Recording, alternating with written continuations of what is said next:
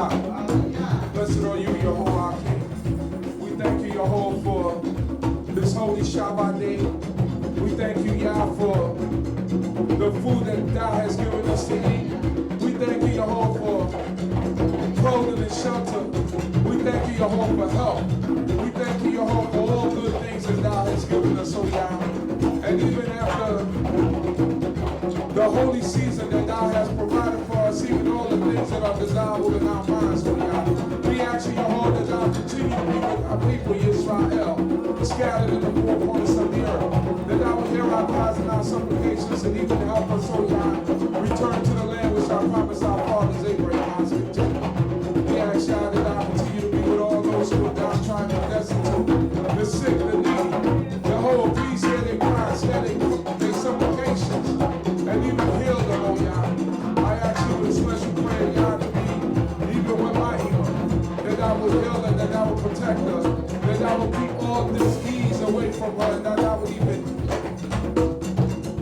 cause her to be strong in order to be able to go through whatever procedures she might have to go through. I ask you, Lord, that Thou continue to be with all of our brothers and sisters who are incarcerated.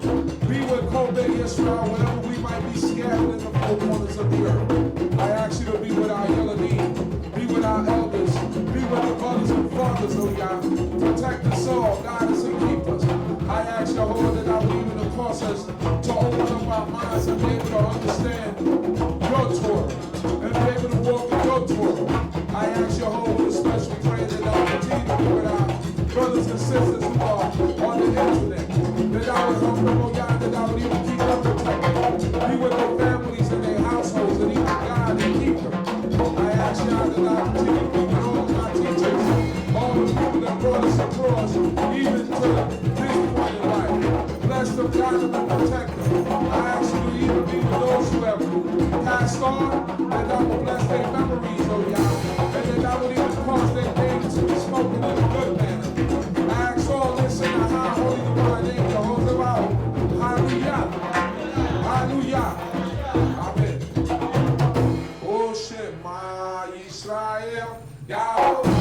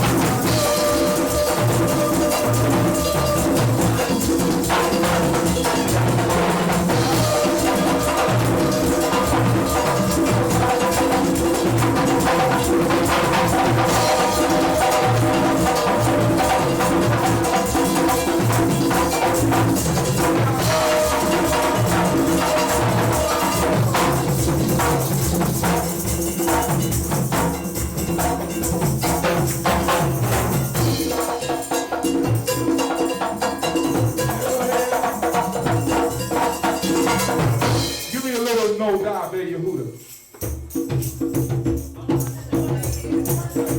I know the sisters is ready to sing this one. So we're going to sing it together.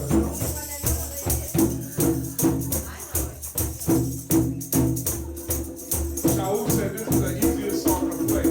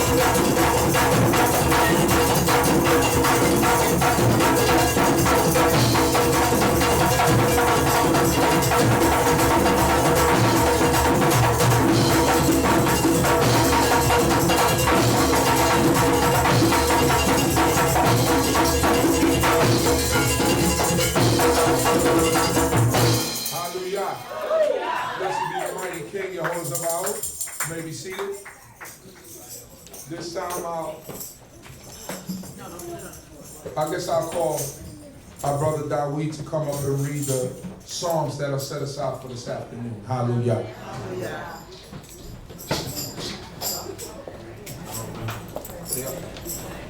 Right in the book.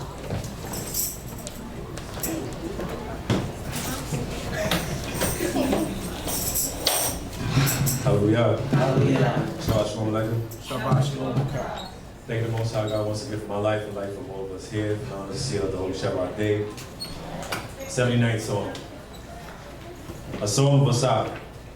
O Yah, the heathen have come into thy inheritance. They have defiled thy holy temple. They have made Jerusalem into heaps. They have given their bodies of God's servants to be food unto the fowls of the heavens, unto the beasts of the earth. They have shed their blood like water round about Jerusalem, with none to bury them. We are become a taunt to our neighbors, a scorn and derision to them that are round about us. How long, O Jehovah, wilt thou be angry forever? How long will thy jealousy burn like fire? Pour out thy wrath upon the nations that know thee not, and upon the kingdoms that call not upon thy name.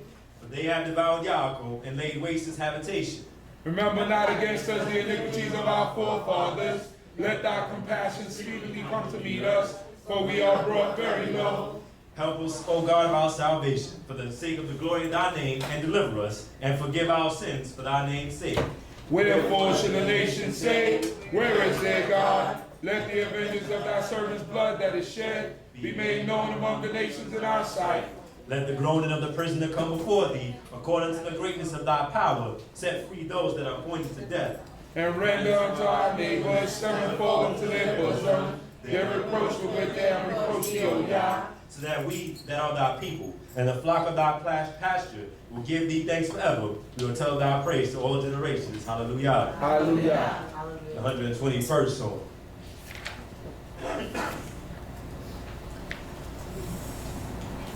A song of ascents. I will lift up my eyes to the mountains, from whence shall my help come? My help cometh from Jehovah, who made heaven and earth. He will not suffer thy foot to be moved. He that keepeth thee will not slumber. Behold, he that keepeth Yisrael doth neither slumber nor sleep. Jehovah is thy keeper, Jehovah is thy shade upon thy right hand. The sun shall not smite thee by day, nor the moon by night. Jehovah shall keep thee from all evil, he shall keep thy soul. Jehovah shall guard thy going out, and thy coming in, from this time forth and forever. The 124th Psalm.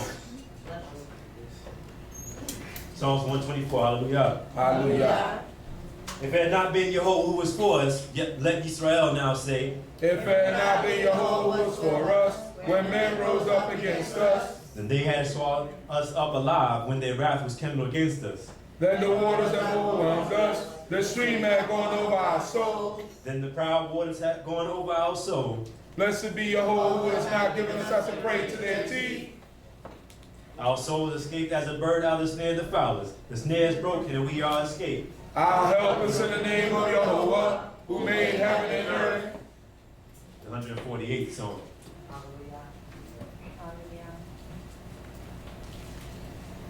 Psalms 148, hallelujah. Hallelujah. Praise ye Jehovah from the heavens, praise him in the heights. Praise him all his angels, praise him all his hosts. Praise ye him sun and moon, praise him all ye stars of light. Praise him ye heavens of heavens, and ye waters that are above the heavens. Let them praise the name of Jehovah, for he commanded that they were created. He hath also established them forever and ever. He has made a decree which shall not be transgressed. Praise Jehovah from the earth, ye sea monsters and all deeps. Fire and hail, snow and vapor, stormy wind fulfilling his word. Mountains and all hills, fruitful trees and all cedars. Beasts and all cattle, creeping things and winged fowl.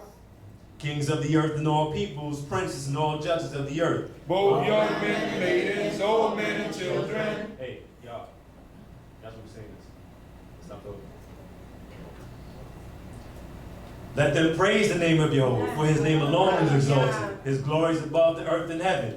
And he hath lifted up a horn for his people, a praise for all his holy ones, even for the children of Yisrael, a people near to him. Hallelujah. Once again, thanking the Most High Yah for my life, the life of all of us here. I know you called me up because I'm leaving tomorrow. I just got back here yesterday. I pray that the Most High allows me to travel safely, that he keep me in all of y'all prayers, and as always, y'all are in my prayers. The parting words I could have is that we, again, appreciate one another, respect one another, pray for each other, talk to one another, love each other as family, because times are going to get harder and harder, and we're going to have to depend on each other more and more. All honor and praise and glory to the Holy One forever and ever. Shabbat Shalom Aleichem. Shabbat Shalom. Hallelujah.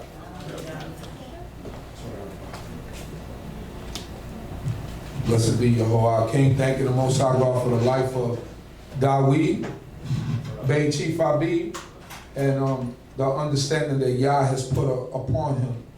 What I love about him is that no matter how far he is, he always makes his way back.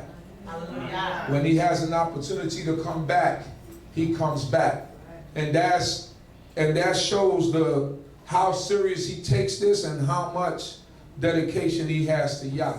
Because whenever, it's not easy, it costs a lot of money to get on planes and come back and forth, and every time you have an opportunity to come and travel 5 hours and travel 6 hours and 7 hours just to come back. So that should be an example to all young people how you should, it says in your youth you give your strength to God before the evil days come upon you, you know. So we commend young people like that, because I seen them grow up and I seen them go through his ups and downs, but the Most High God has strengthened him. And that's a blessing, and that's an example to all the youth. And what he did when he checked, he's supposed to do that, because they come up underneath him, and they have to be able to listen to him, and be able, when he gives them an order, they have to be able to listen, because they're the ones that come up underneath us, and we did that to them. So, you know, he took a lot of blows coming up. But he turned out great, excellent. And it's a blessing before the Most High. Hallelujah. We're going to move straight ahead, and I'm going to call up the teacher of the afternoon. I have another announcement to make, but I forgot. But my brother Samal Zaccar Ben Dan. Hallelujah. Blessed be.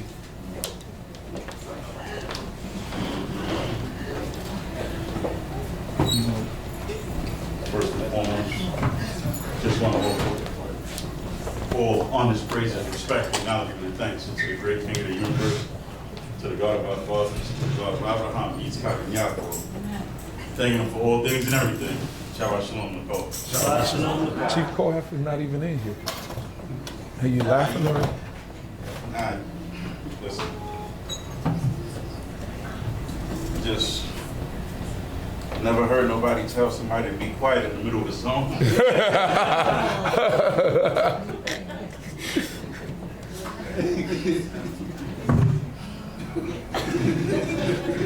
I see where we starting out. I can't even help it. You know? This is going bad. I'm trying to get it together in a minute, but I mean, I'm just very funny. But, you know, sometimes that's what's necessary. You know, sometimes that's what's necessary. And the thing about it is, it's not even meant in no type of way. Because, listen, we silly sometimes. Most High God called us the children of Israel all through everything. Because we ain't never grew up.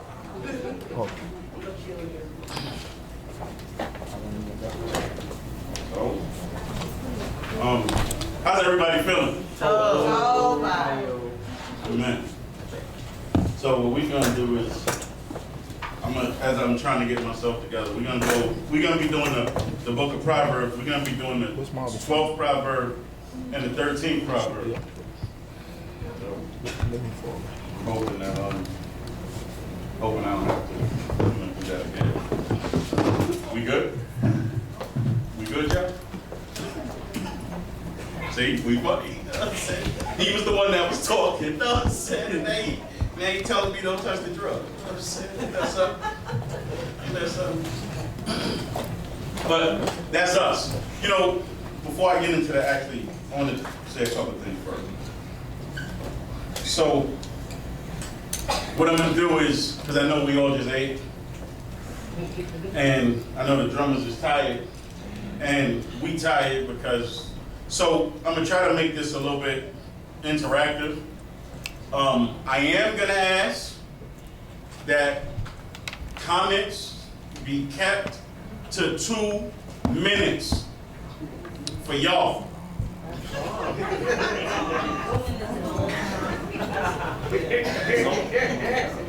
Huh? That's a long time. Yeah, 2 minutes. 2 minutes is a long time? Because I'm going to say 2 and they're going to take 6, right? Yeah. All right, well, we're going to try 2 minutes.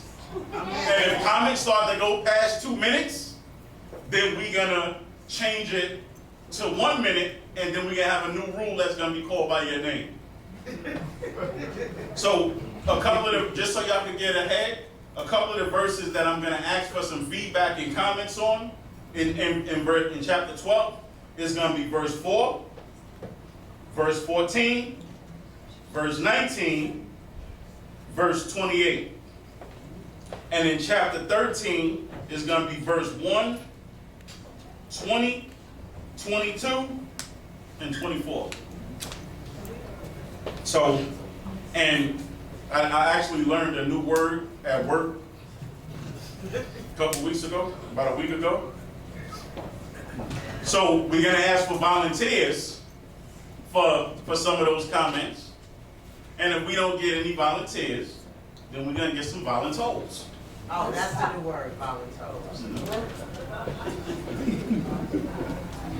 So while y'all digest those couple of verses that we're going to talk about, I want to say this.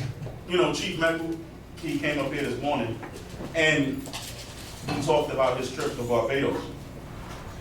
And I noticed he invited me to Barbados. But we'll talk about that another time. And we will talk about that another time. He ain't gonna invite me to Barbados. He got a so cheap coat hat like that. Yeah, with me. But he talked about Barbados. And he talked about, you know, being able to go out there and meet with different brothers and sisters. And the reason that things like that are important, you know, last week you'll see that a lot of us were gone because the rest of us, while he was on a beach in Barbados, the rest of us was in like some boot camp in Maryland. It don't seem to. I know. In a cold boot camp. In a boot camp, and so, you know, that's another reason. But you know, but it was important because we were able to, you know, fellowship with other Israelites. And the reason that that's one of the reasons that that's important is this, is because a lot of times when you sit in the same space and you see the same people, you get a little bit discouraged because you think that it's just God. Yeah. And you think that this is it. And you start to look around and you think, this is it. And this is the remnant. And oh boy, we're in trouble. And when you go out and you see other people, it broadens your horizons. And it lets you know that the Most High God is waking up people from all over the world, and New York is just a small part. Right. New York is just a very small part. And the works that we're doing in New York is just a very small part. We got a visit earlier on today from some brothers from Israel by way of different states, and they came and they told us some of the steps and the strides that they're making in order to try to reestablish and do the work that the Most High God said needed to be done.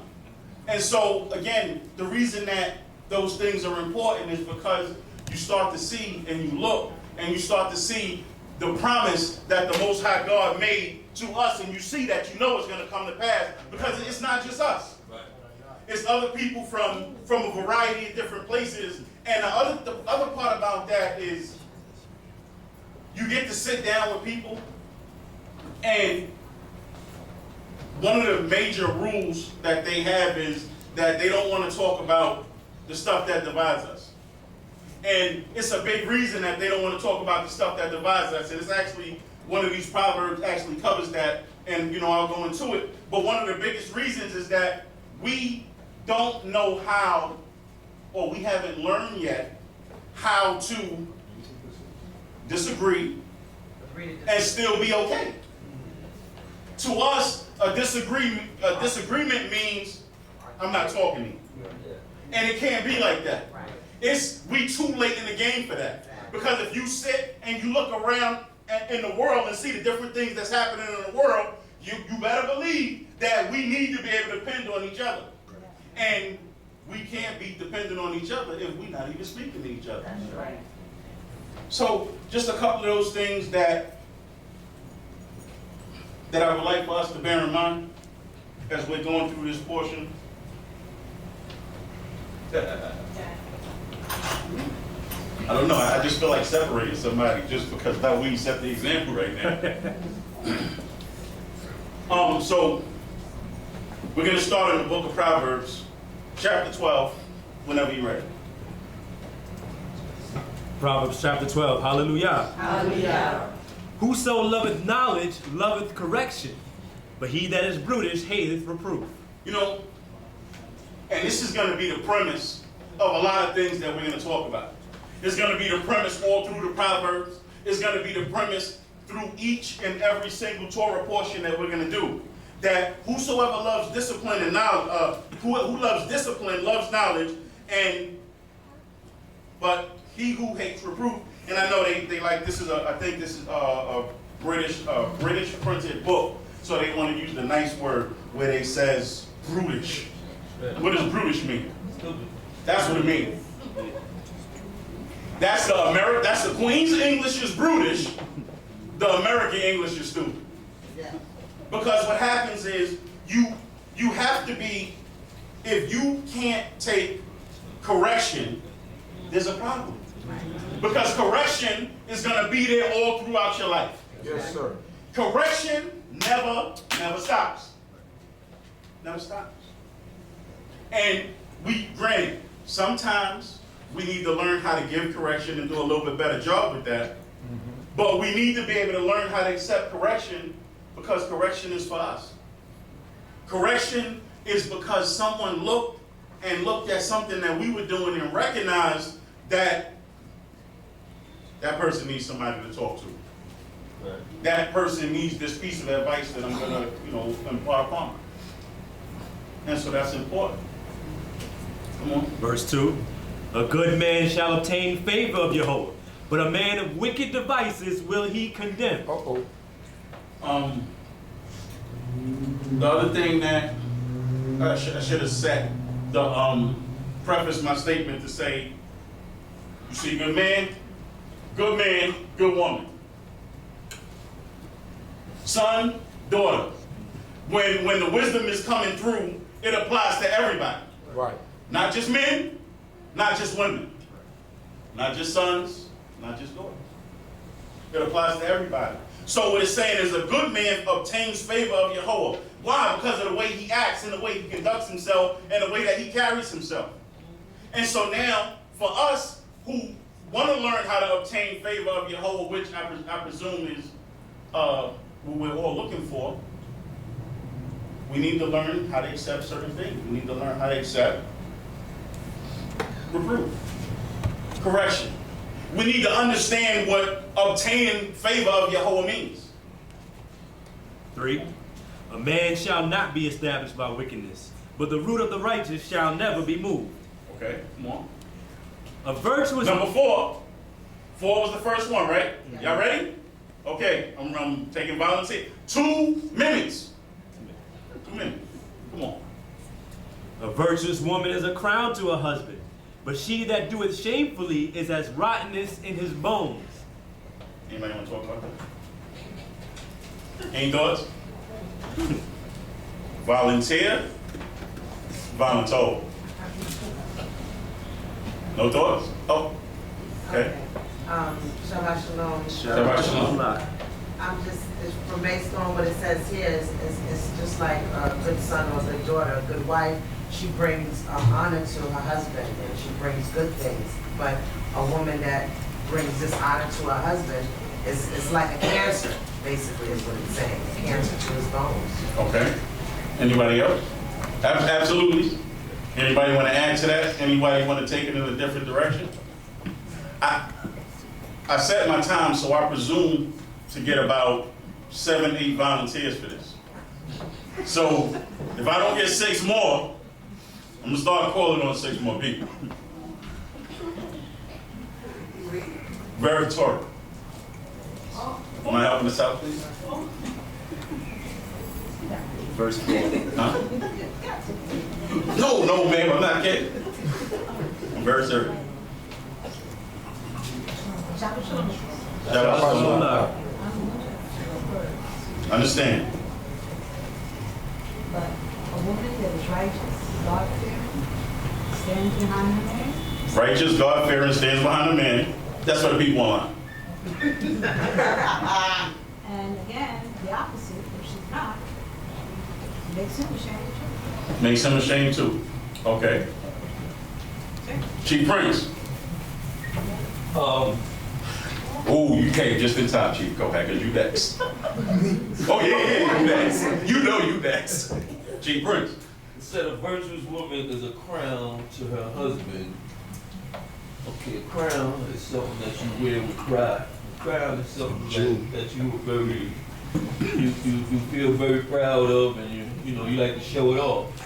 You know, Chief Michael wears his crown sometimes. He like to show his crown off, and that's a beautiful thing. We need a meeting for that too. But it says, she who acts shamefully is a rottenness in his bones. Because you got a wife, that's somebody you love, that's somebody you cherish, and your wife is shamefully.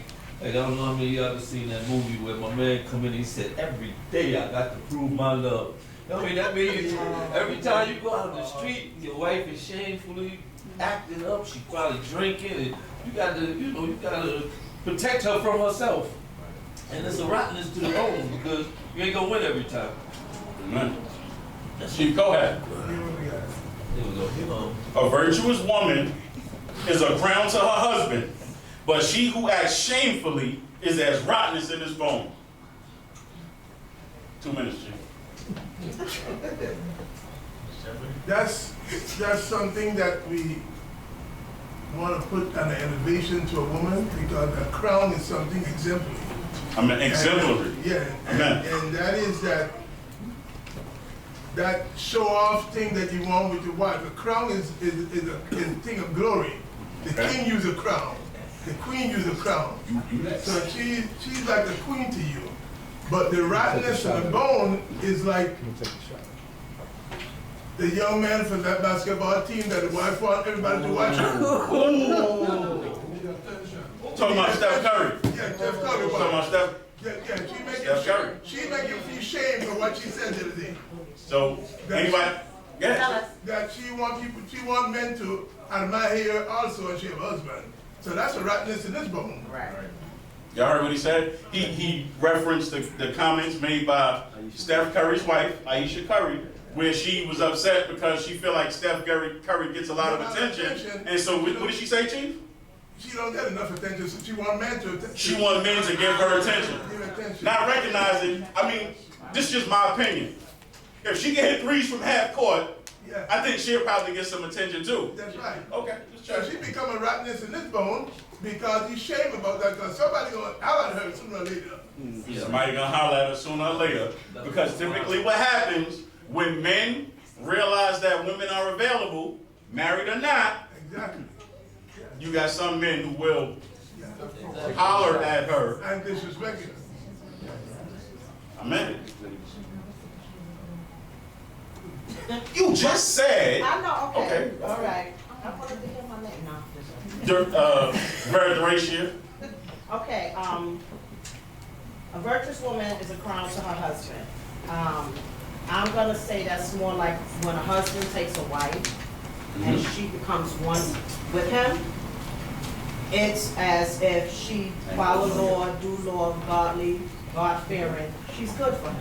Amen. But when it says, she that doeth shamefully is rottenness in his bones.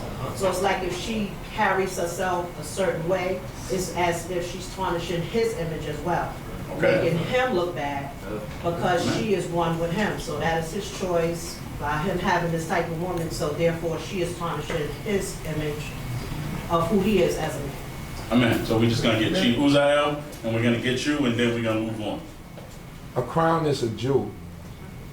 So when you're talking about a virtuous wife as a crown unto her husband, a jewel, when you think about a jewel is precious. You store it, you put it in safe places. It's something that you don't play around with. You know, everybody don't get to touch it. You don't give your chain to everybody to wear. That's not what you do. Your chain is your chain. You know what I mean? Your crown is your crown. And you store that and you keep that in a safe place.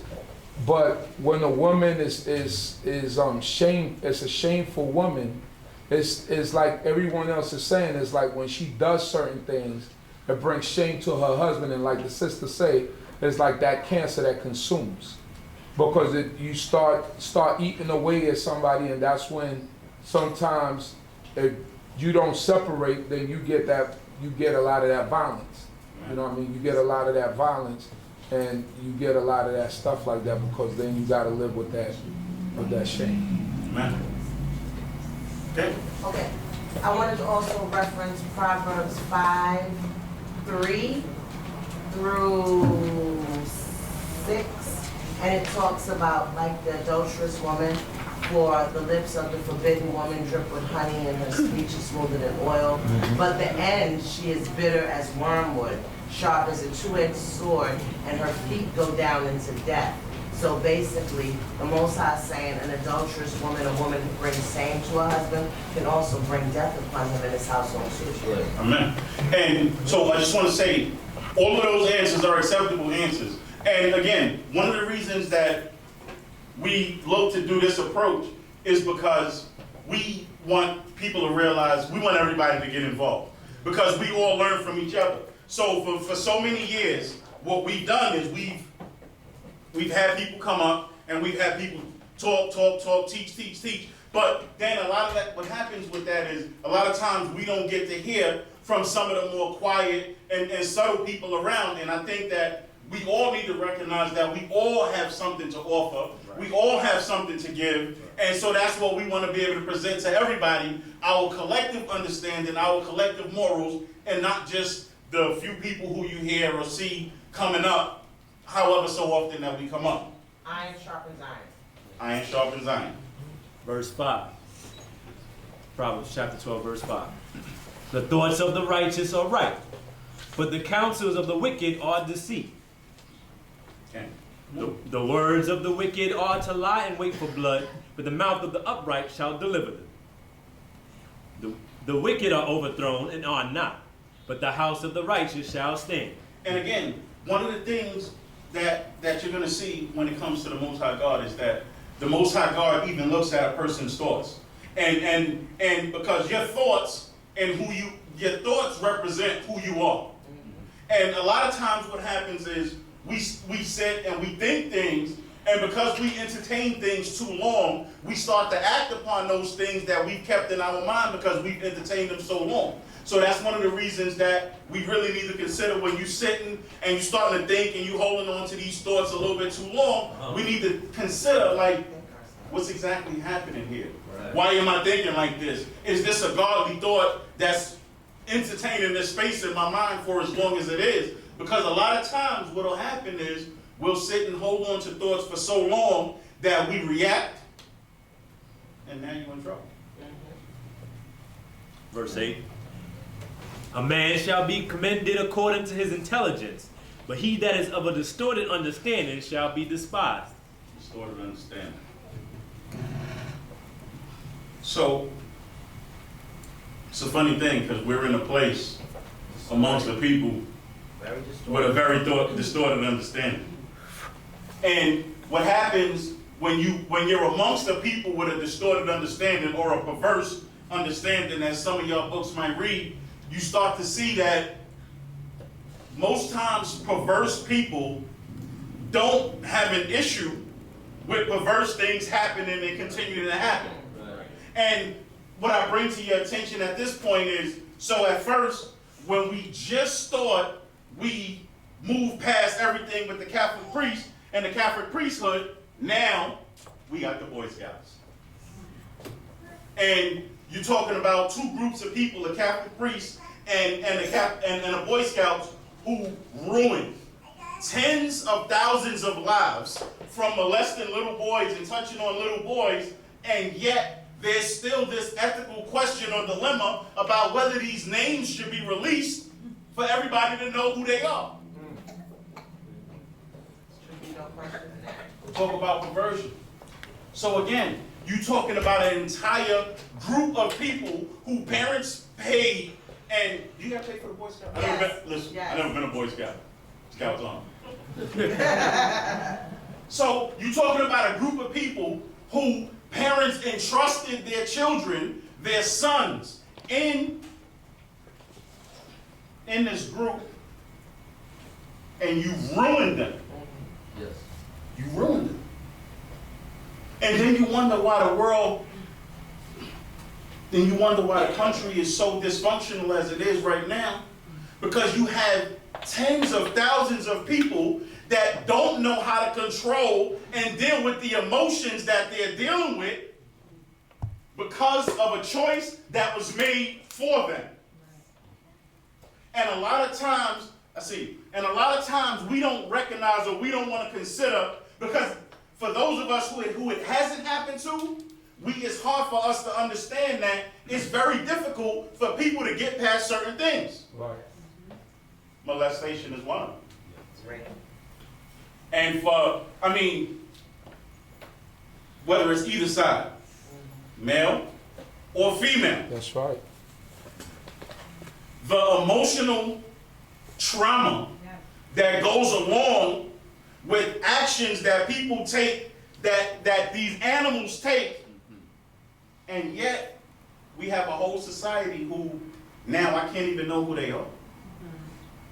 There was a bus driver, upstate New York, took one of the students from his bus to his house, got her inebriated, and raped her. And when the trial went to court, they found him guilty, and the judge gave him probation. And so immediately when that came out, people started to call on the removal of that judge who gave that probation, because it's like, how can you? How can you? And yet, and I just want to finish my thought. And yet, at the same time, I've never seen a conviction and a sentencing happen as quick as they did with that young man from Brownsville with the jogger from Howard Beach. I've never, in New York City, I've never seen someone sentenced that fast after a conviction. Never. And the funny part about it was, initially, the first part about it is, he does not look anything like the sketch that they had up for, what was it, 2 years? Yeah. Close to? Doesn't look anything like the sketch. And then, originally they were looking for 2 white men. That's who did it. That's what they were looking for. They were looking for 2 white men. And then at a certain point, they went and forced over 200 black men to give a DNA swab, and that's how they determined that this individual was there. When, if you remember correctly, there was no DNA evidence found at all at the scene. That's why they was having such a hard time catching somebody. Wow. Well, I don't know if everyone remember the Central Park 4. They were convicted wrongfully for also supposedly raping a white woman, and they were innocent, and they were damaged. And then they were found that somebody else committed the murder, and they still kept them in jail, and they refused until the Blasio administration, because all the previous administrations did not want to compensate them for incarcerating the children. They were 14, 15, and 16. Okay? And now we have to remember, this country is founded on the perversion that was thrown out of Europe. Okay? So this country was, let me finish this. This country was founded on the perverts that were kicked out of Europe. The rapists, the robbers, and they said they were coming here. The criminals. Exactly. The criminals. For religious freedom. The dregs of society. That's who came over here. And basically, they only use their perversion on a bigger platform to establish the colonies and do what they did during slavery. So how can we expect the people that founded this land, that control this land today, to deal in justice with righteousness? They was never righteous from the beginning. They will never be righteous in the end. It is up to us as the righteous chosen people to take the stand and to say something. Because if you don't stand for something, you fall for anything. That's men, women, and children. We have been given authority. Either we take it or we become subjected under their authority. It's Central Park 5 and there's Central Park 5 and she didn't die. Say that again? The woman didn't die, she got raped. Right. Okay. Yeah. Right. But I was just making a point of the wrong. No, I know what you're saying. And just to add, I know we were talking, I bet y'all was thinking, we're talking about Proverbs, how we get here. Yeah. But the reason that we understand, this is important. Right. It's important for us to understand exactly where we are so that we can understand when God tells us certain things, why he tells us the things that he tells us. Right. And when he say kill everybody, kill everybody. Okay? Sleep out, So what's your name? I think we might have passed the 2 minutes, so we might have to name the rule after you. I'm just saying. We good? Come on, let's go. Verse 10. A righteous man regardeth the life of his beast, but the tender mercies of the wicked are cruel. So, you read 9? No. 9, sleep up. Better is he that is lightly esteemed, and hath a servant, than he that playeth the man of rank, and lacketh bread. Don't got nothing.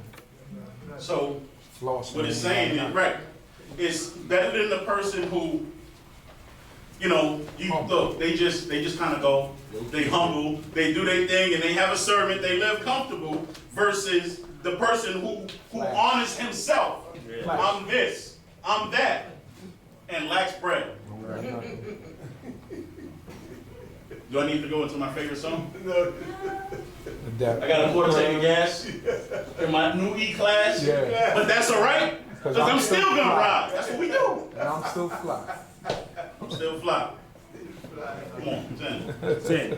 A righteous man regardeth the life of his beast, but the tender mercies of the wicked are cruel. You know, it says, the righteous man it says the terminology I think is great.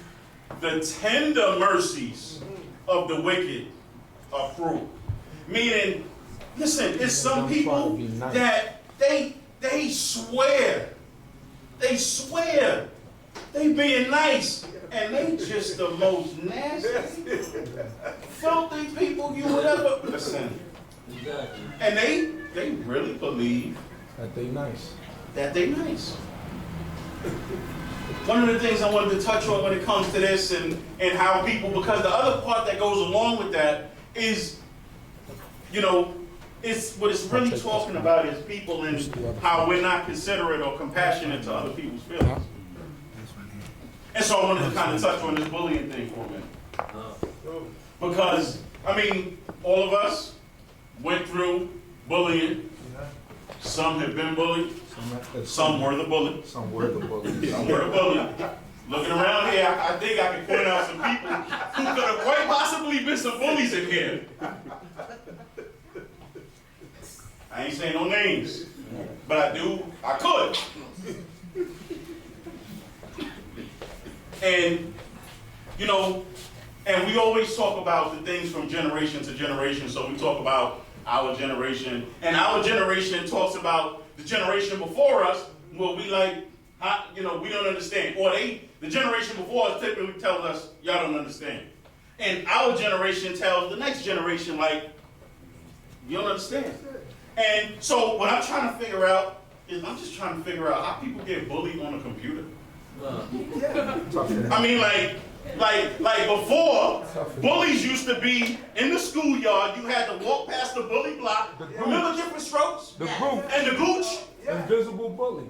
Remember? Who remember the gooch? Of course, I do. Remember the gooch? Arnold Jackson had to go, and he had to go face the gooch every day in his lunch. But like on a computer?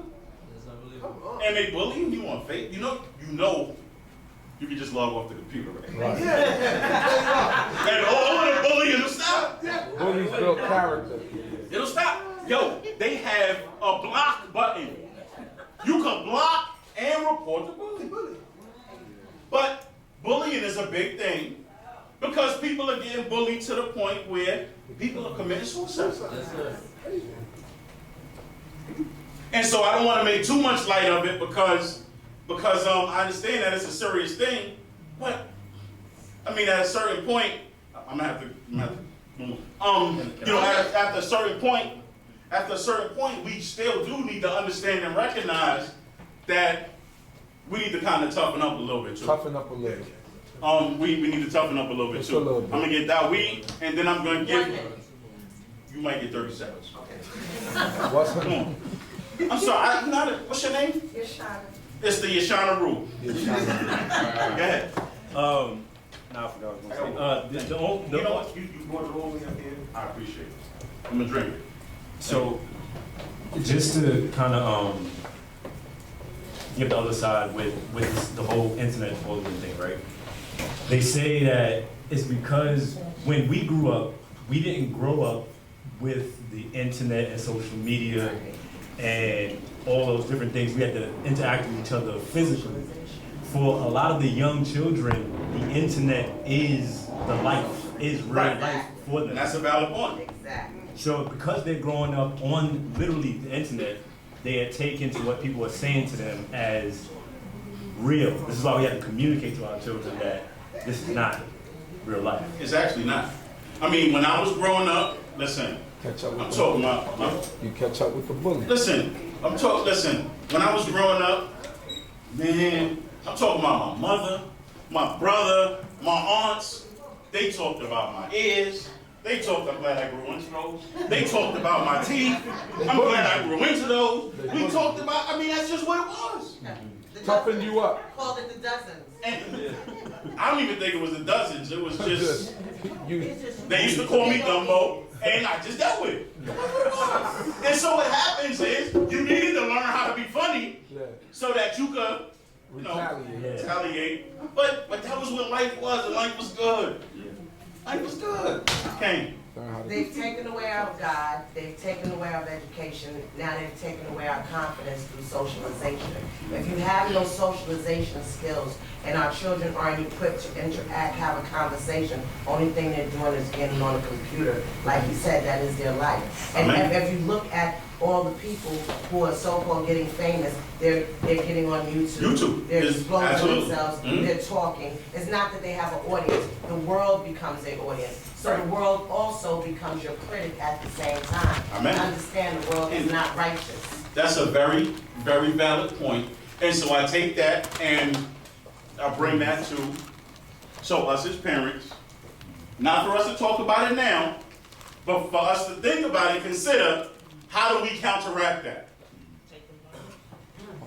Us as parents, but don't think about it now, just think about it. Because we know that this is what they're growing up. So, you know, because what happens is, you may have a child that, because the rest of their friends are on Facebook, and you may tell a child, I don't want you on Facebook. It's for a reason that I'm saying this. Come on, let's move on. Verse 11. He that tilleth his ground shall have plenty of bread, but he that followeth after vain things is void of understanding. So the person who works, when you work, you got bread. To us, we understand bread, money, same thing. Come on. The wicked desireth the prey of evil men, but the root of the righteous yieldeth fruit. What verse you? That was verse 12. Okay. 13. In the transgression of the lips is a snare to the evil man, but the righteous cometh out of trouble. Come on. A man shall be satisfied with good by the fruit of his mouth, and the doings of a man's hands shall be rendered unto him. That's verse 14. So there's gonna be one of y'all young men, and if y'all stop tapping each other, y'all, Moshe, my man. A man shall be satisfied with good by the fruit of his mouth, and the reward of a man's hand shall be rendered to him. Talk to me, Moshe. Talk to me like you talk to them in school. Well, no, not quite, but. Man shall be satisfied. What does that mean? What does that mean to you? Okay? Israel. My man. You know what happens? I learned this the hard way. When the teacher asks a question, the person who put their head down, that's who usually get called. I always used to get called Israel. A man shall be satisfied by the good of the fruit of his mouth, and the reward of a man's hand shall be rendered unto him. What does that mean? What does that mean to you? That like if you work hard, then you Come on. get a reward. You work hard, you get a reward. That what you put forth your hands to do, that's what you're going to get back. Come on. 15. The way of the fool is straight in his own eyes, but he that is wise hearkeneth unto counsel. A fool's vexation is presently known, Immediately known. but a prudent man concealeth shame. Because they will tell you immediately, as soon as they get it, I'm about to act a fool up in here. I am about to act a fool up in here. My mind up with And we look at you and we're like, yeah, we see that. So, for those of us who didn't know, and this is sarcasm, acting a fool has never been good. Because there's always a way to handle things in an acceptable manner. And acting a fool, shacking a fool, all of that ain't never been good. We need to learn, as the wise and understanding people that the Most High God made us, how to handle situations in a mature and an upright manner. 17. He that breatheth forth truth uttereth righteousness, but a false witness deceit. There is that speaketh like the piercings of a sword, but the tongue of the wise is health. The lip of truth shall be established forever, but a lying tongue is but for a moment. A lying tongue is just for a moment. Eve. A lying tongue is just for a moment.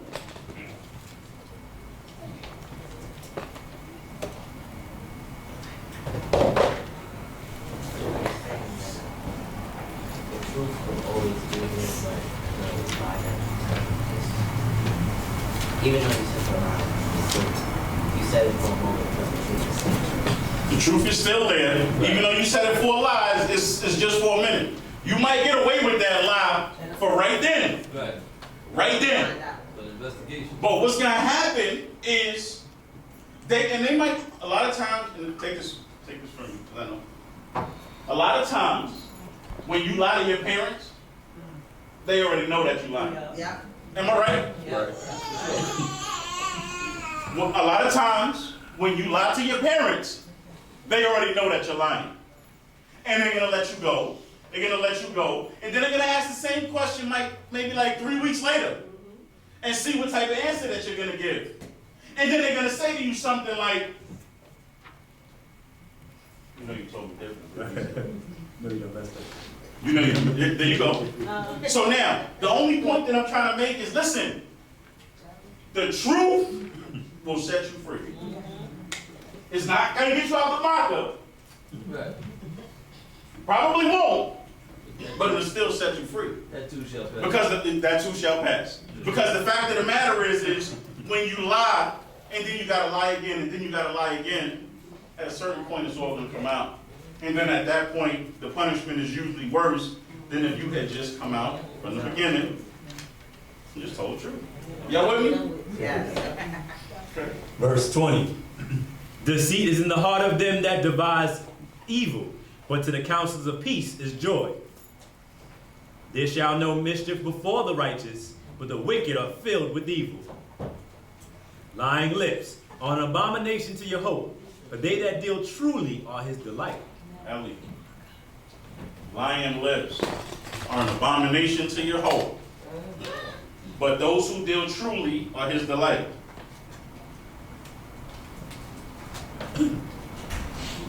He always laughs. Don't touch that drum.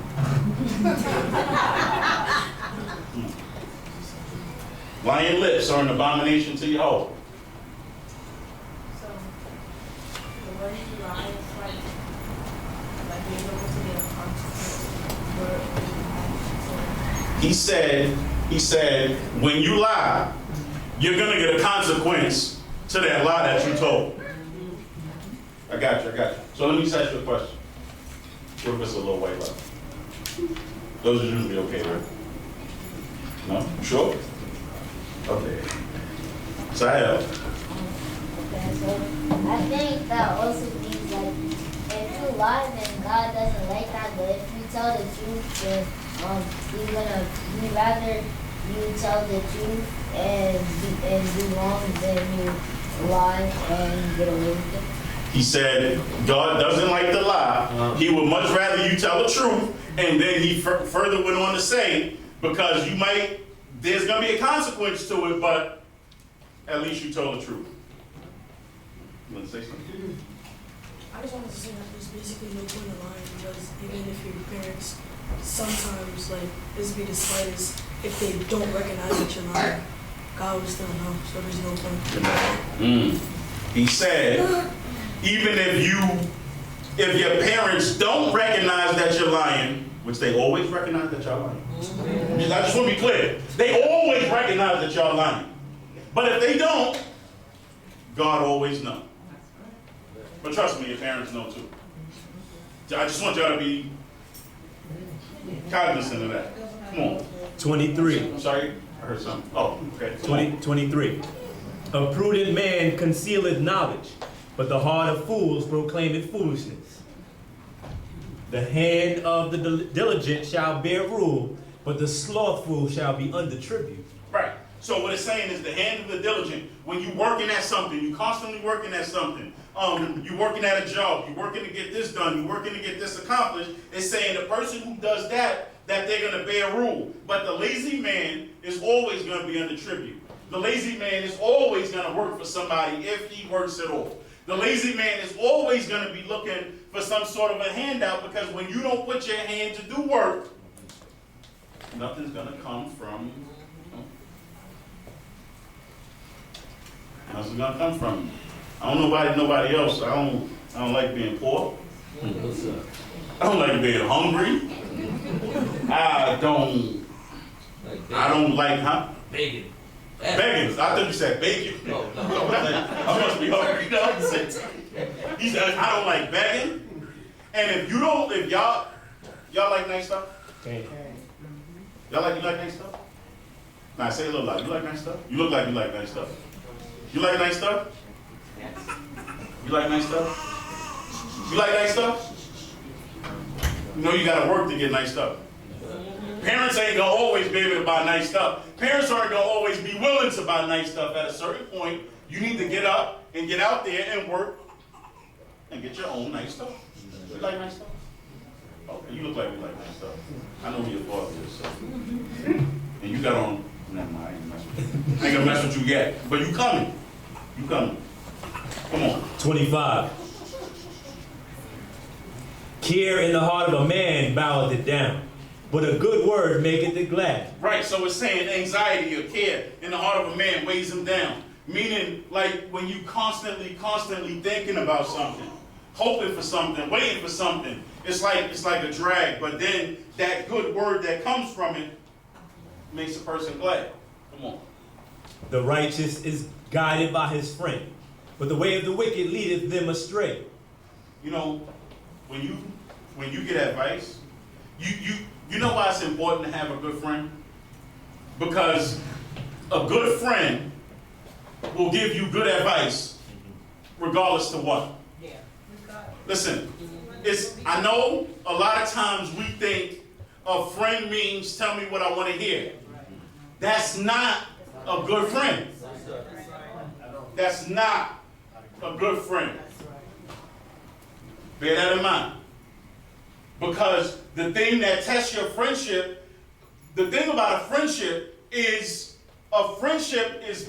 built on me knowing that you have my best interest in mind. Amen. And if you're not telling me when I'm wrong, you don't have my best interest in mind. 27. The slothful man shall not hunt his prey, but the precious substance of men is to be diligent. So they saying that the slothful and lazy man don't hunt his pride. I mean, he'd rather just, I know I'm hungry. I know I need to go out and get something to eat, but I'm constantly tired. Won't hunt his prey. Won't roast his catch. But the diligent man will get precious wealth because he's always going to be looking to improve himself. He or she will be looking to improve themselves to make themselves better. 28, in the way of righteousness is life, and in the pathway thereof there is no death. It's clear. Come on. Chapter 13, verse 1, hallelujah. I sound tired. A wise son is instructed of his father, but a scorner heareth not rebuke. Jair, my man, a wise son hears his father's instruction. What does that mean? But a scorner does not accept rebuke. Well, you gotta listen to your pops. Wow, a pops now. A pops now. Okay, I hear you. Okay. Usually, For y'all in internet land, he said, well, you gotta answer to your pops. Okay. Usually, they know more than you do. So usually they do. I mean, that's fair. Usually, okay. Usually they know more than you do. So there's more to get from them than you can get from yourself. Okay. Verse 2, a man shall eat good. Oh, I'm sorry, you had a question? I wanted to. Go ahead. What was the verse again? A wise son hears his father's instruction, but a scorner does not accept rebuke. So that's basically saying that somebody that's wise, they're gonna listen and get feedback, but Feedback, big word. Oh man. and I forgot the other type of person, but when they rebuke the feedback, like they just wanna stay the same way they are, and they don't wanna listen to the feedback. He said when you rebuke the feedback, you just want to stay the same way you are and don't want to change. Yeah, absolutely. How old are you? 45. Oh. No. Sorry, I was in my own head. I'm sorry. 10. When you rebuke the feedback, you just want to stay the same. Come on. Oh my God. Verse 2, a man shall eat good from the fruit of his mouth, but the desire of the faithless is violence. He that guardeth his mouth keepeth his life, but for him that openeth wide his lips, there shall be ruin. So it's saying sometimes you just need to learn and understand the right thing to say at the right time. And sometimes the right thing to say is to say nothing at all. But what it's saying is, but he who opens his lips wide shall have destruction. Like, he just opened and talks about everything. No filter. So I just want to use my, I want to plug in my whole Donald Trump thing for a minute. Because when the Mueller report was discussed, he came out and he said, full exoneration. Now that they started to open it up a little bit, now he don't even want the report to come out at all. Don't sound like full exoneration to me. Because if it's full exoneration, I'd be like, let him read it. Yeah. Bring it out. Yeah. When he who opens his mouth, his lips wide, which is what he did.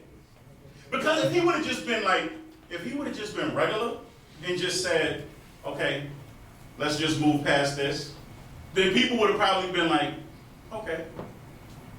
But he went all the way to the left, and then they called this bluff, and now you got to deal with it.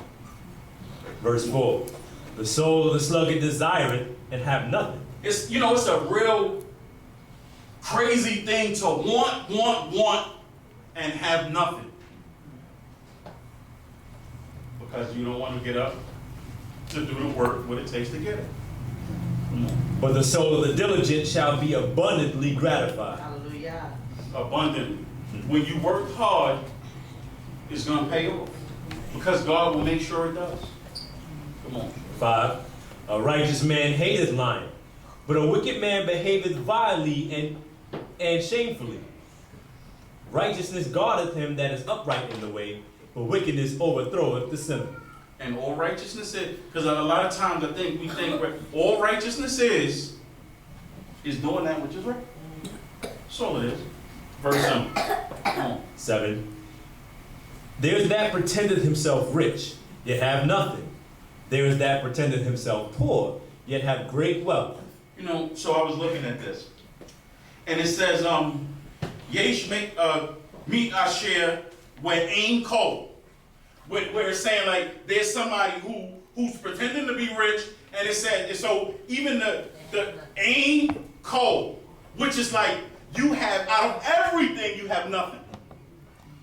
Ain cold.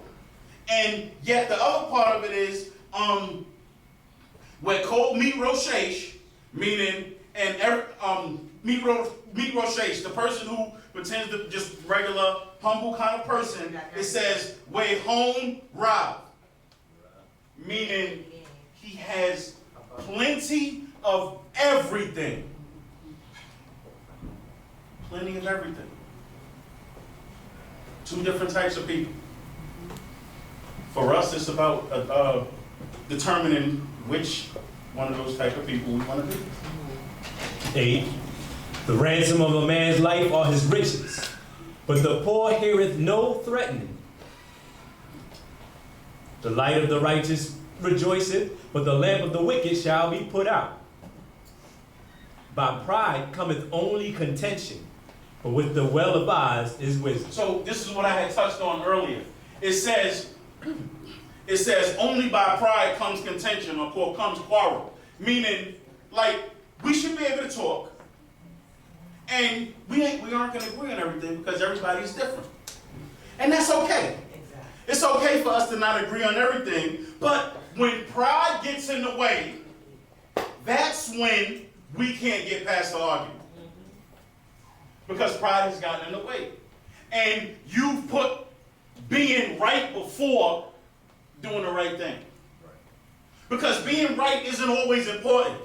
Because if I can tell you how many marriages or how many relationships broke up just because somebody just had to be right, well, that's not the most important thing. We just need to learn how to be able to get past certain things. We just need to be able to get past certain things. And one of the things that I will say, maybe a very controversial statement, but I'm going to tell you, if people aren't getting along and we can't speak, at least one person is not doing Torah. Because Torah was meant to bring us together. And if we can't, if with all of the laws that the Most High God put out there, if we can't find a way to at least be able to sit down and be cordial and all of those different things, at least one person is doing something wrong. Verse 11. Wealth gotten by vanity shall be diminished. Fast money. But he that gathereth little by little shall increase. And that's all it takes. A little bit, save a little bit, spend a little bit. Buy a little something, save a little bit. And before you look up, before you know it, you're going to look up and you're going to have a nice savings and you're going to be able to get the things that you want. Everything doesn't just come so fast. I hate to burst anybody's bubble. I just, me personally, I just don't see the Most High letting nobody win a Mega Million. No Israelite win a Mega Million. Because you're going to leave. We don't. We're going to leave. If an Israelite hit the Mega Million, we're going to leave. Leave here? You mean leave Israel. We will not. We're going to change our number.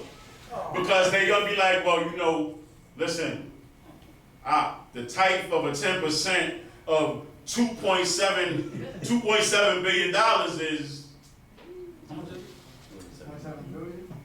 whatever it is. It's something that I ain't putting in the tight bucket is what I'm saying. Really? I'm just saying. You really think? I'm saying if I believe, I strongly and firmly believe that if Israelites hit we won't. That's just my opinion. The Most High God made us to work hard. and our blessings come in us working hard and depending on God. Come on. Verse 12. Hope deferred maketh the heart sick, but desire fulfilled is the tree of life.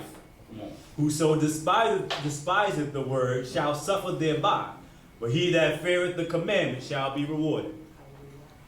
The teaching of the wise is a fountain of life, to depart from the snares of death. Good understanding giveth grace, but the way of the faithless is harsh. Every prudent man dealeth with forethought, but a fool unfoldeth folly. So what they're saying is every prudent man acts with knowledge or dealing with forethought. Meaning, before he makes a decision or before she makes a decision, she sits and she says, how might this thing work out or how might this thing play out? But what it's saying, but a fool lays bare his or her folly. Meaning this is how you know who they are. Mm-hmm. And then that person, as much as they try to hide it, soon it's all gonna come out. 17. A wicked messenger falleth into evil, but a faithful ambassador is health.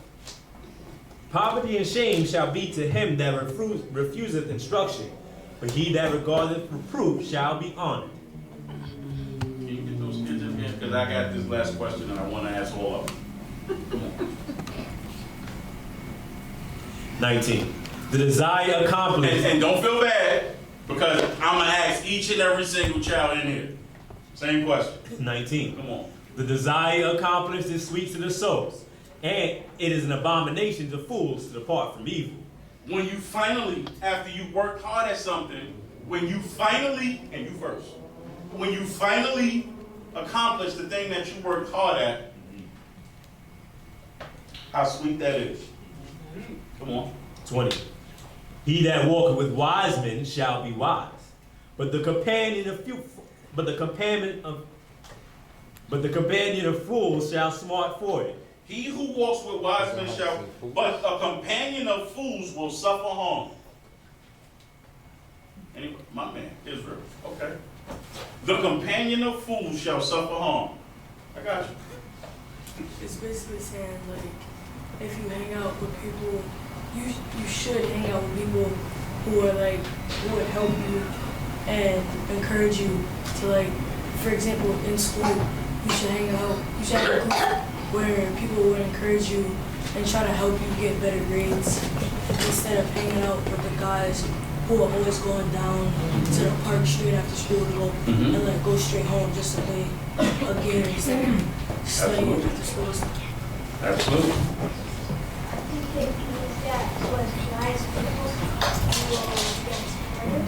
With wise people, you will get smarter. Absolutely. I think with wise people, you do good and Okay. with foolish people, you What? Very simple. Sometimes simplicity is best. With wise people, you'll do good. With foolish people, You do bad. do bad. Come on. No, actually, I wanted to touch on this for a minute. So, what's his name? Junior Guzman? Yeah. That's the 15-year-old from Uptown? Right. Got stabbed to death.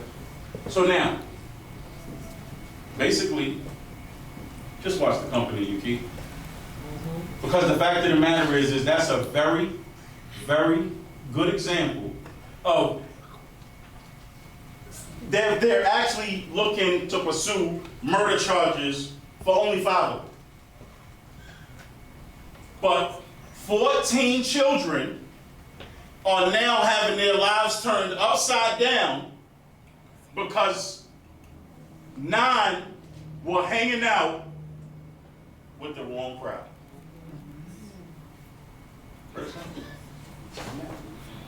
21. Evil pursueth sinners, but to the righteous good shall be repaid. Okay. A good man leaveth an inheritance to his children's children, and the wealth of the sinner is laid up for the righteous. Much food is in the tillage of the poor, but theirs that is swept away by one of righteousness. He that spareth his rod hateth his son, or daughter. but he that loveth him chasteneth him betimes. So, who we haven't heard from yet? Layla. He who spares the rod hates his son. Help me out. Look, we'll sit here. We will sit here. You scared? You scared? All right, we're gonna come back to you. Hey, you.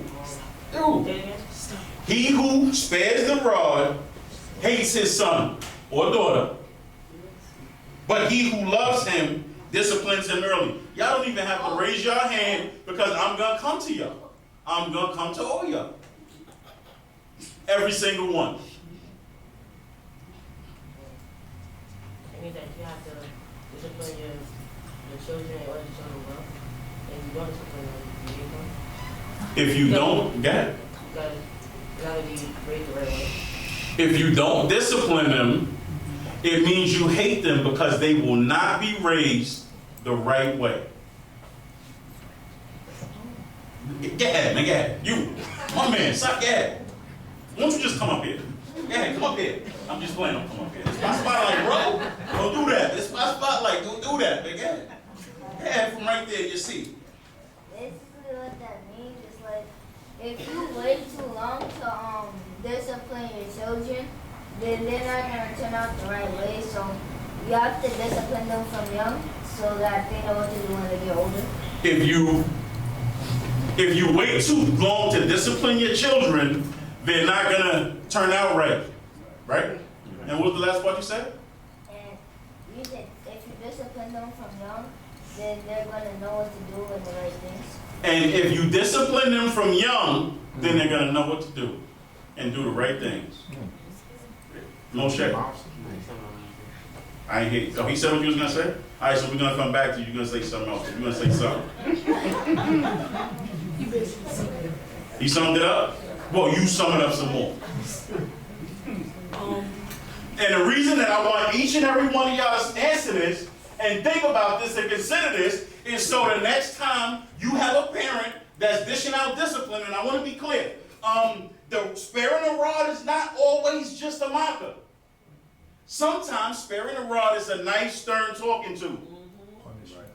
Sometimes sparing the rod, sometimes that rod is you sitting in that cat stance. You must have, some people in this room know what that cat stance feel like. Some people in this room know what that cat stance feel like. Ever had parents who made y'all stand against the wall and face the wall and hold books like this?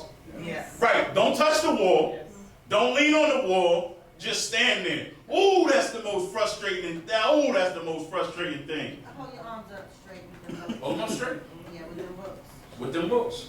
What about kneeling on rice? Grains of rice. That was correct. That was just being mean. You know what? No, We not gonna say that on live. That wasn't my joke. I don't know what that means. I didn't do that. Whoa. I'm just saying things that were done.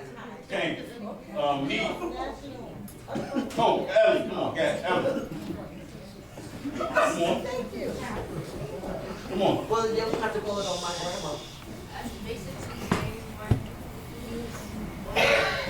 When your parent tells you to do something, it's like for a reason, so when you get older, you'll remember it to like do the right thing and not follow people out and do the wrong thing. So that when your parents tell you what to do, that you listen to them so that when you get older, you don't follow the wrong thing.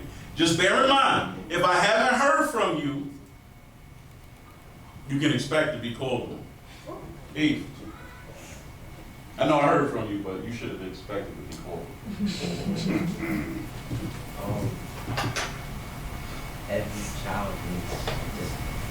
Every child needs discipline. I'll take that. How do you?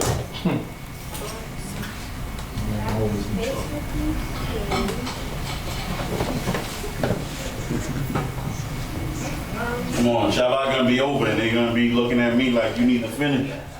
Come on, let's go. See, they laughing back there because they like, he must be reading our mind. Come on, I hear y'all. Come on.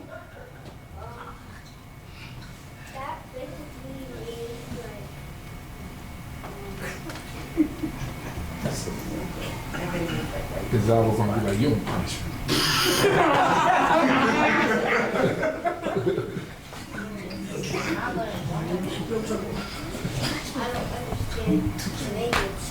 Understood. I'll accept that. That's right.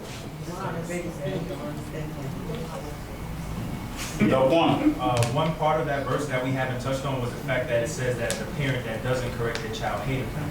And you think about the instance with King David and his son, what's the one that lost his head in the tree? It was Absalom. And it even says it in the book that he never questioned him, what is this that you're doing? His whole life, which means he never scorned him his whole life. And in that way, he lost his life at a young age because he turned against his father. And thinking about that, in our days and times, if you have a parent that never correct you or let you know, hey, this ain't the thing you're supposed to be doing, that parent is leaving you to the world to be corrected. And that's the last thing you want to do in this society. So he said, I'm just going to reemphasize the last part of what he said, is he said, because when we don't correct our children, we leave the world to correct our children. And I can't really speak for everybody else, but I've seen plenty of examples how the world corrects black children. I think we've all seen those examples.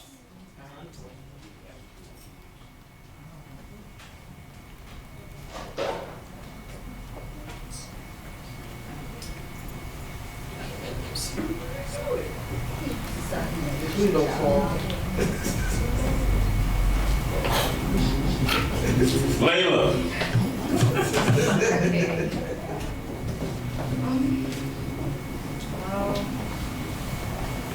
Your parents, they have lived on earth longer than you, they have more of experience. So when they discipline a child, they're not disciplining the child because they like it.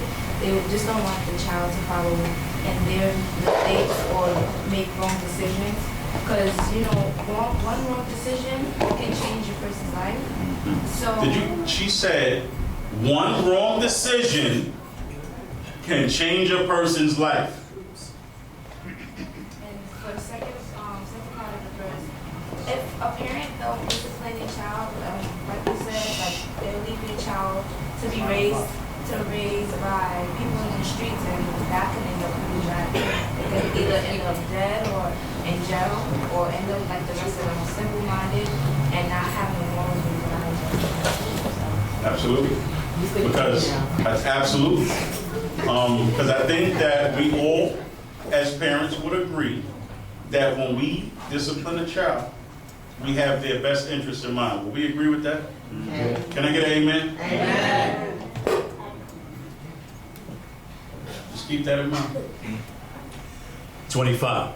The righteous eateth to the satisfying of his desire, but the belly of the wicked shall want. Hallelujah. Hallelujah. All honors, praises, respect, acknowledgement, and thanks are offered unto the great King of the universe. To the God of our fathers, to the God of Abraham, Yitzchak, and Yaakov, thanking him for all things and everything. Shabbat Shalom. Shabbat Shalom. Hallelujah.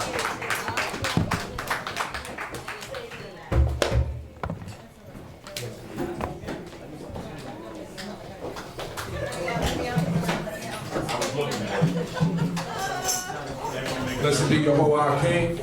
Let us keep it down so that we can say the final blessing for the end of the Shabbat day. Let us all rise as I say these words. I hope that the Most High God will. Okay, wait.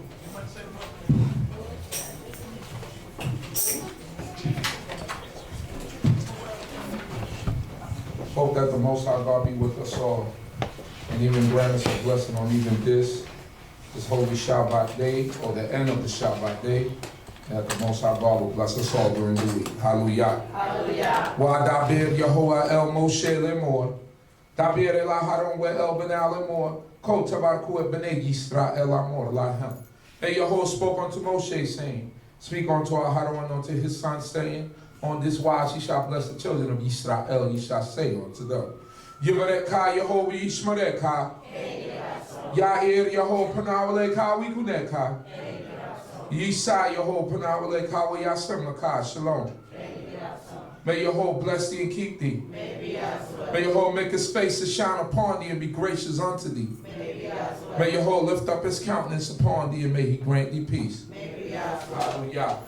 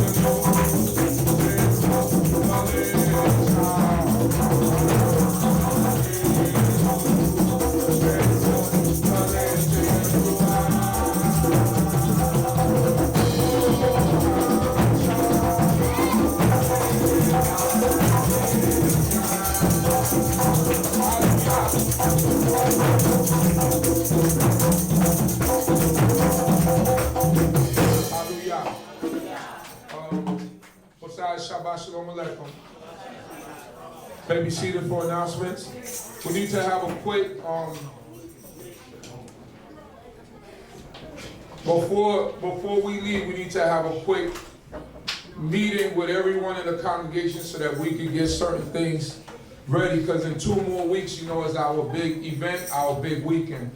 So we need everyone to be at attention. First, to the people online that would like to donate, you can make your donations out to Beit D.C.B, Beit D.C.B, B-E-I-T D.C.B. We're located at 382 Hamilton Avenue, Brooklyn, New York, 11231. Once again, 382 Hamilton Avenue, Brooklyn, New York, 11231. Also, you could donate to us on PayPal. The email for PayPal is info@baitdcb.org. That's info@baitdcb.org. Or you could go to our website, www.baitdcb.org. Our website is www.baitdcb.org. And also on Cash App. Cash App is $, what is it, Bait DCB? Bait DCB. That's for everyone. The cash, the $, and Bait DCB. That's our Cash App. Or the number is 347-622-9090. 347-622-9090. That's for Cash App. So that's for everyone that would like to donate to our congregation. Don't forget that to the people online that our Unity Shabbat will be on 25th at the Restoration Plaza. At Restoration Plaza, right outdoors in the middle of Restoration Plaza in the tent. So that's where we're going to be at on May 25th. On May 26th, we are going to be at the Africa House. That's Africa with a K. Africa with a K, all right? A-F-R-I-K-A. Africa House on Bedford Avenue in Brooklyn, all right? Right now, you know, I don't have the directions to the place, but if you type that in on your Google search, that will give you the actual address to the Africa House, and also the same could be said for Restoration Plaza. So that's for everyone online that would like to come. We expect to see everyone out there. We expect to see everyone coming in support to have a beautiful time. Our colors are royal blue and white. If you don't have royal blue and white, we're not going to stop you at the door and say you can't come in. So, but that's the colors of the day. That's the colors of Beit D.C.B. And we have the patches here for anybody that will want to put patches on their garments. You could purchase them from Chief Elquana, And they press on patches. You can press them on, or you can sew them on, whatever you want to do with them. He has them over here. What's the price on the patches? $5 each. $5 each patch. It is a new patch, so it looks more like this. Last year we just had blue and white basically, so now we got some gold in it. So this is the patch. All right, that's for everyone that who wants to put it on their garments. All right. Do we have any other announcements? Happy birthday. Happy birthday. We're gonna do that last. You're gonna dance for Muna because it's Muna's birthday. All right. So, and who else? Samaya. Okay. Where's she at? She's somewhere around. Okay. So the first thing. Are we still online? Because somebody wanted to make sure we wanted me to video them service.